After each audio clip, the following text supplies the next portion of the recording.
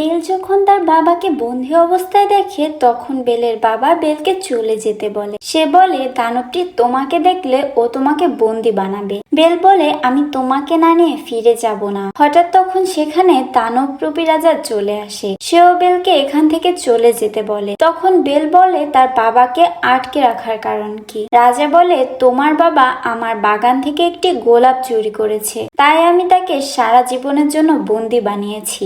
Bell বলে একটা গোলাপ ফুলের জন্য সারা জীবন বন্দি, এটা কেমন বিচার। রাজা বলে এই একটি গোলাপের জন্য আজ আমার এই অবস্থা, তো এর কাছে এই সাজা কিছুই না। বেল বলে গোলাপ ফুল আমি আনতে বলেছিলাম, তাই আমার বাবাকে মুক্ত করে তুমি আমাকে বন্দি করো। বেল বলে আমাকে অন্তত একবার আমার বাবার কাছে যেতে দাও। তখন রাজা গেট খুলে দেয়। বেল ভিতরে যেয়ে তার বাবাকে ধাক্কা দিয়ে বাইরে বের করে দেয়। তারপর রাজা বেলের ইচ্ছা মতোই তার বাবাকে ছেড়ে দিয়ে বেলকে বন্দি করে রাখে। বেলের বাবা বেলকে বলে তুমি চিন্তা করো না, আমি তোমাকে মুক্ত করতে আসবো।